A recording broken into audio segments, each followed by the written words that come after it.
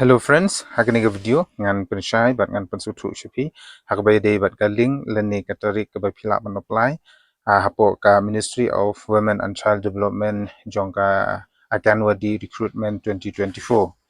Kumban syupun kan mau ha ka video ka baladeb ngalade ban shnai ya ka video hakbay day bat ka akan wadi recruitment 2024 tangba ki babun na pedeng jong ki perlo ki jonga ki kili ba balay imbu ya kaling balay imbatai syai bat katarik kanu ka salary kanu ka kerdan kanu hoi ikine barok ngan sa batai hakani ke video bat pila ban pe ikani ke video du ban dakut bat pinsayo ai kata ke jung batai ka basai bat ka batikna. So friends hangne ke jubam nak mta gitu ki parlok ki bakili balai bang ambu ya galing hoi nagaliang jo ka Ministry of Women and Child Development ka klem pala man ai ya galing kat hadu kini gisngi rei kadang syupun bana ba hapo ri India ka like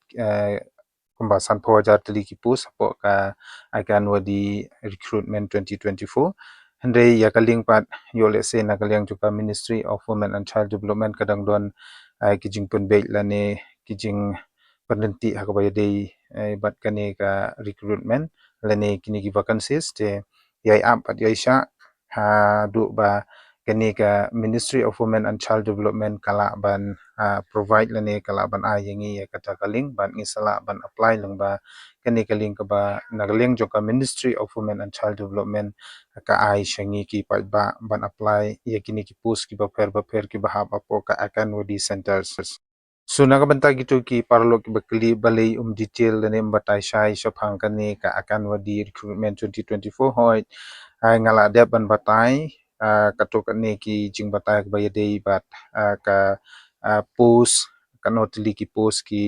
ba lapalai lang ba kani ka akan wadi lani ka Ministry of Women and Child Development ka post ayu jong ka supervisor teacher bat helper bat kumjuru ya karta ngala dia ban batay ha katu ka video ka bala dia bat lada phikwa ban tip ya kata phila ban pe ya katu ka video ka bangala dia ngan sebu apo ka description box ke jonga. So nakabenta ka salary pade naka liang jo ka Ministry of Women and Child Development kampala ban pentik na ya kataru te pinsubha banyai am kini kijing pensyai bat ka notification ka batmai ka bangila banyo lengba ka Ministry of Women and Child Development hakbaya day bat ka akan wadi recruitment 2024. Henry kumban syupen i hangne ba ka notification nakabenta ka starting date kala bandai hau banai Mei hadu banai Jun jong usnem ajar apsau te parlok yaisha bat yai up ya kani ka starting date hak ba nagaliang joka Ministry and Child Development kan dang penbej bat ndang alayo ikani galing ngan suppose lani ngan sapentip syupi ba ka starting date kan delano bat ngan sabu apo ka description box ke jonga.